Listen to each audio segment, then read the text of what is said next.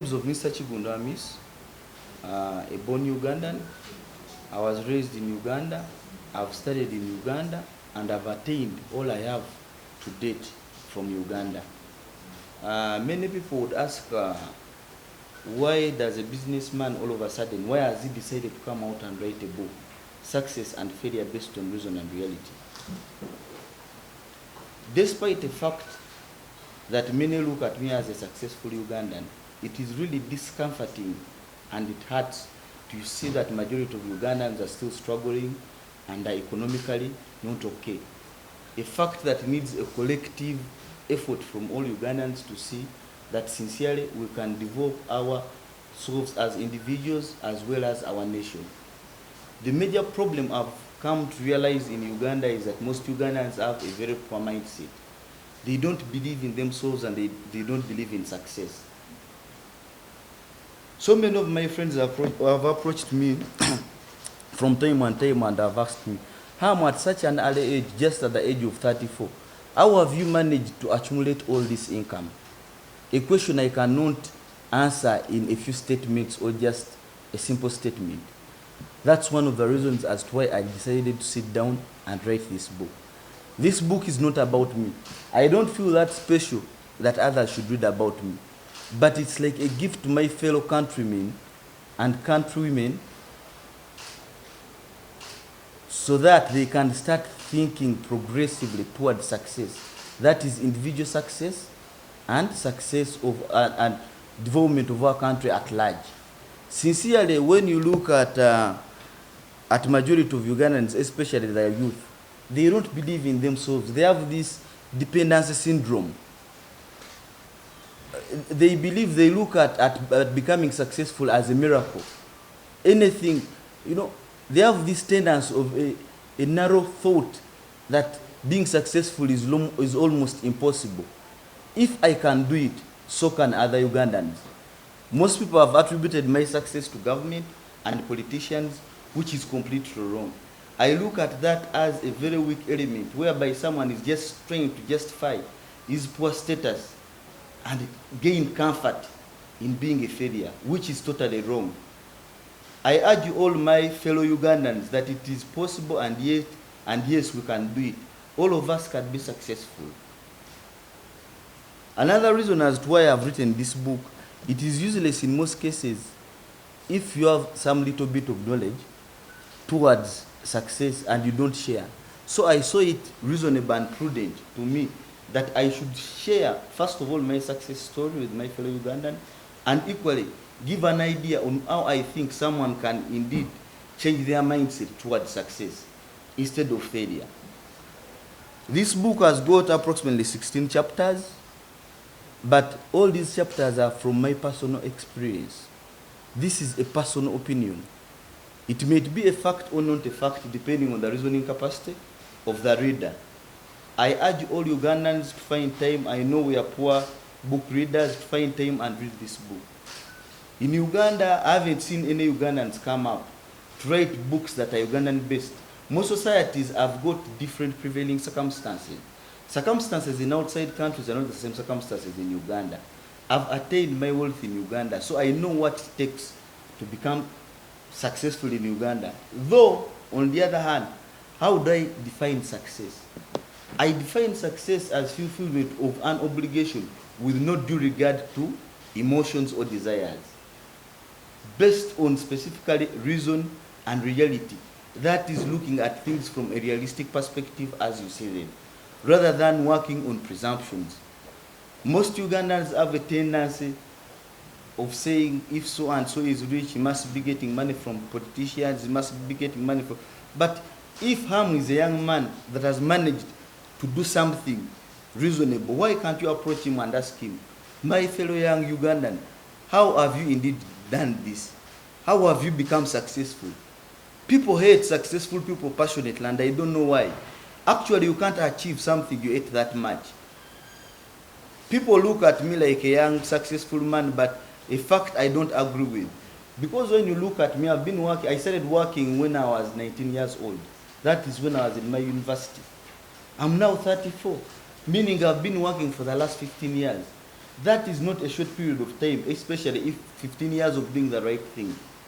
So it is my advice to all Ugandans, especially the youth and the young generation, that sincerely let us start believing in ourselves and let us start thinking progressively towards success. Instead of fighting people that have come up, to develop our country. Just like of recent, I happened to have evicted people from Backyard Market. It was too expensive and very difficult due to the mindsets of Ugandans. Had they had a productive mindset, that would have been a smooth transition from where they were to the new buildings that I've put up. Now all of them are comfortably working in this new good environment and they are paying government taxes. So I believe if we can have more of what I've done here, Uganda shall develop. When I go back to the point of success in my chapter, which is chapter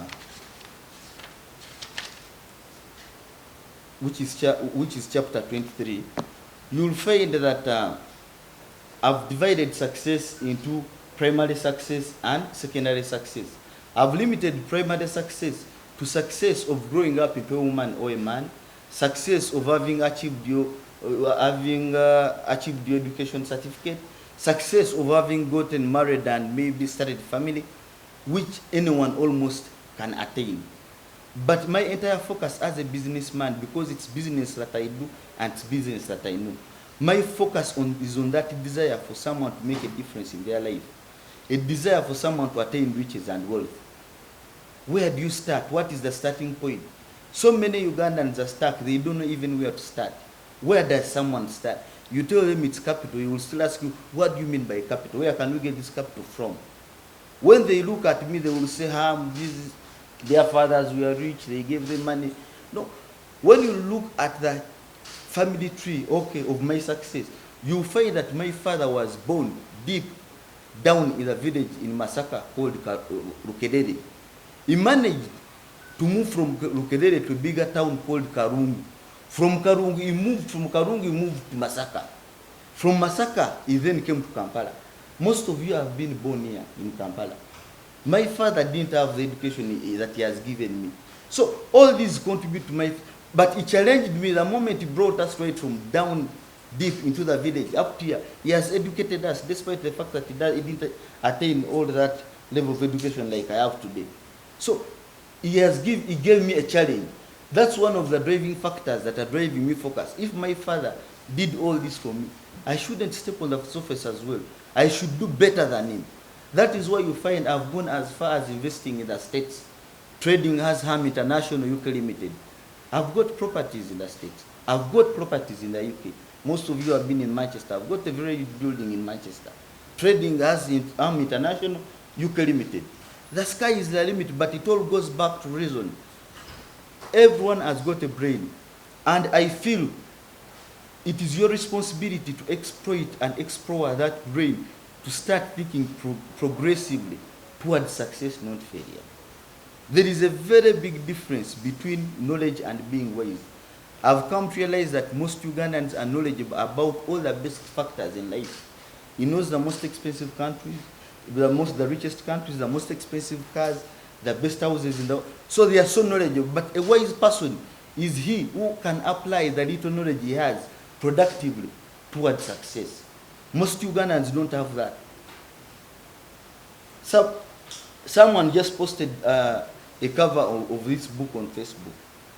But when you look at the comments people have come up with,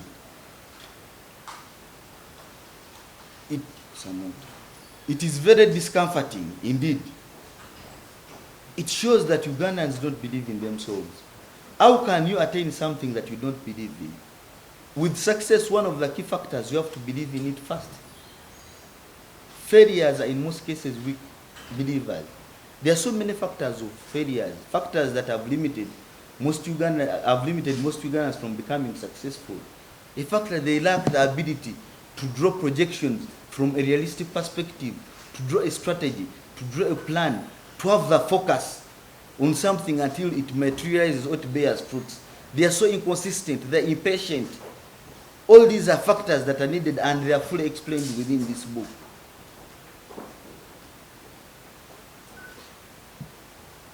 I've gone as far as looking at other fundamental factors like I've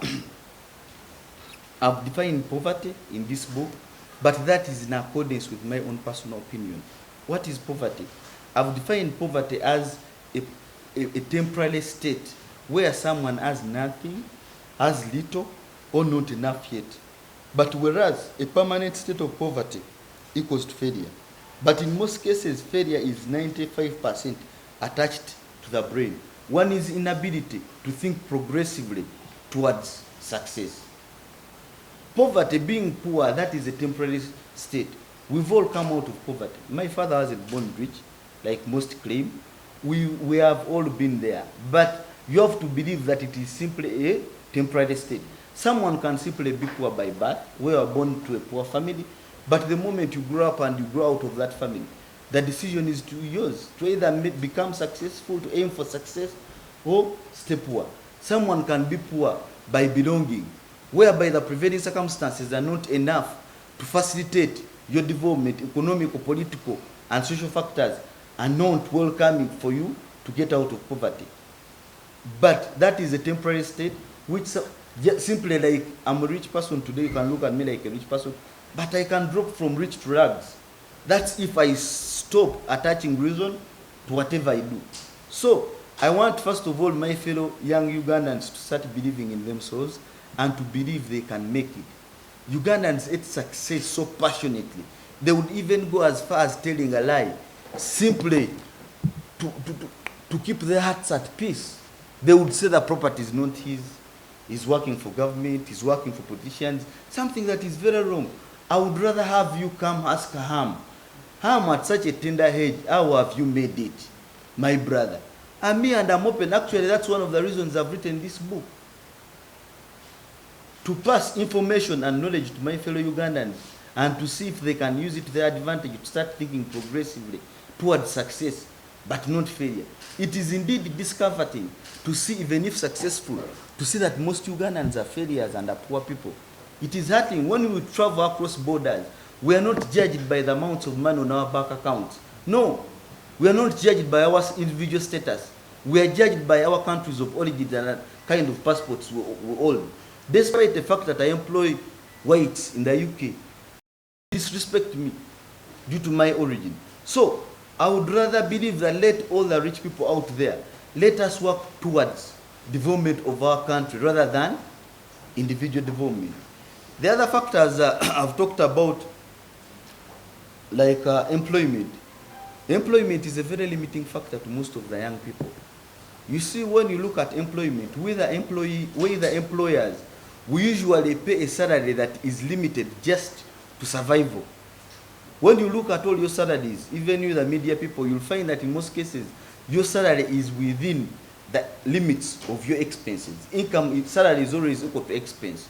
Even if I decided to promote you to a manager and increase your salary maybe from 1 million to 2 million, you'll find that I would expect you to live up to the standard of your status. If you didn't have a car, you'll have to buy a car. If you used to live in a neighborhood, the poor neighborhood, you'll have to move to a better neighborhood. So at the end of the day, you are simply surviving. Not I look at employment as something that should be temporary, for a given period of time, only to accumulate enough income to move into a private business. And when you look at day-to-day prevailing circumstances, you find that circumstances change and prices of all day-to-day things we use go up. But your salaries don't move up in accordance with your salaries, in accordance with your salaries. So at the end of the day, you are simply surviving. A person should have a plan and a projection to move out of employment. And when you stay so long in employment, you get this dependency syndrome, whereby your job becomes your father and your mother. Without it, you can't survive. Yet at a given point in time, I would believe that anyone past the age of 35, employment should be from approximately 25 to at least a maximum of 35. By the age of 35, someone must have started his own private business towards success, not merely survival. In life, we desire to live, not survive. You can comfortably feed on beans and you won't die, but it wouldn't hurt to feed on meat too. So we desire to live, not to simply survive. That's the difference. And maybe if we promote individual development in the long run, as an end result, our country will develop too, because people will have changed their mindset. Another point I talked about in this book briefly was education. When you look at education systems of most societies, I divided it into two. That is the formal education and informal education. Formal education is education got from systems. Like you see curriculums, like you see courses and all that. The essence of an education system is to prepare the students for challenges in the world.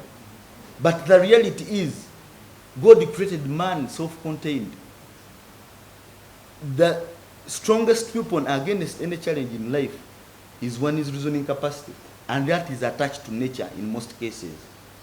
When you look at our education systems, in most cases they are theoretical. And these need to be updated from time to time due to changing prevailing circumstances. Because if you're giving someone an outdated education system, then he won't be ready to face the current challenges today. So an education system should always be updated from time to time. Otherwise, bringing out a person being qualified from an outdated education system is simply like sending soldiers to a war with guns but without bullets. So, yet education, if properly managed, it can be a very fundamental factor in development of a nation like Uganda.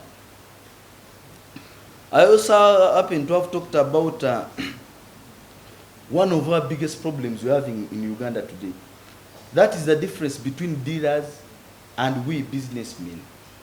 The difference is that we businessmen, we do what we call genuine business the way we do it. Dealers, we have formal and informal dealers. Formal dealers are more like insurance brokers, real estate brokers, and forex, stock exchange brokers. The informal dealers, you will find that these are the ones that survive financially by outsmarting others. Actually, they are financial criminals.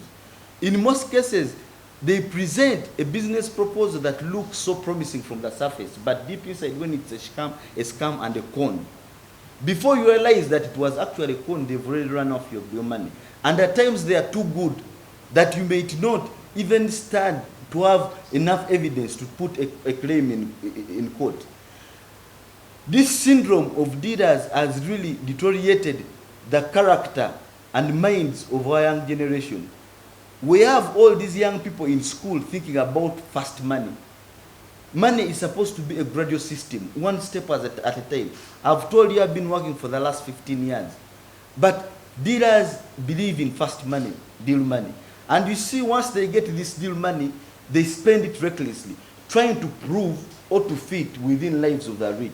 A rich person doesn't have to prove himself rich, because rich is what he is. A dealer has to spend extravagantly on all issues, throw around money for him to show the public that sincerely is well off. And on the other issue too, at the same time, he has to spend extravagantly, so that this is one of the mechanisms they use to attract other people with money, so that they can take money from them. I've seen what is happening to foreign dealers in most cases. Once the money is finally out, it is very discomforting and very sad. These boys and girls end up with completely nothing. They end up struggling. You know, it is like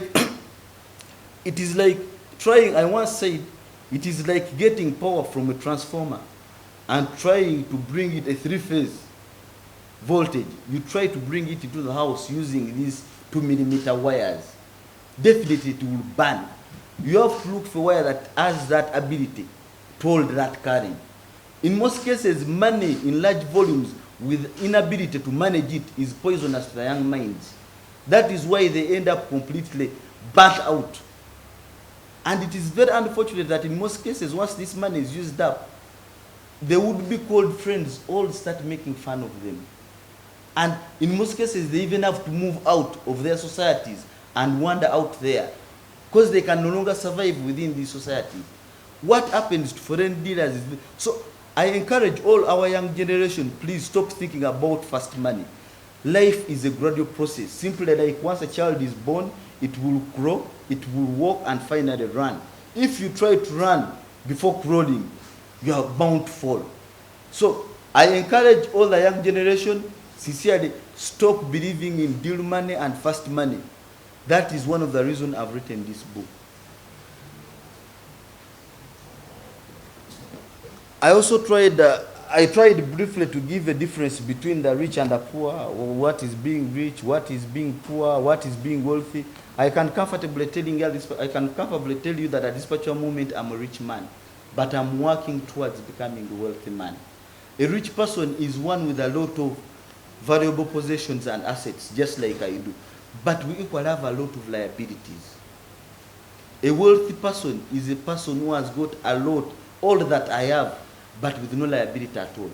If a rich person can remove liabilities from his assets, then he becomes a wealthy person. Riches can be measured from the amount of assets you own. Wealth is measured from time. How long can you survive without working? That's the difference. Rich people create jobs, wealthy people create systems.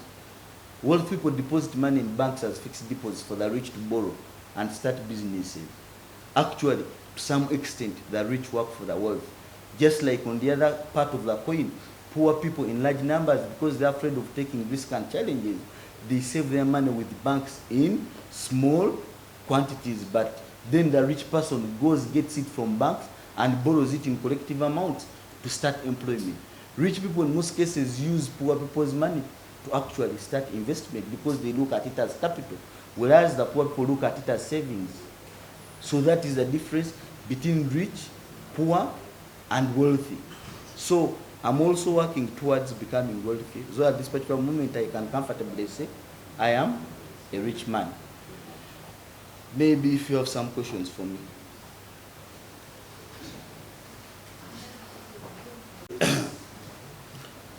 When it comes to agro-processing additional value, it is one of the businesses I'm moving in at a large scale.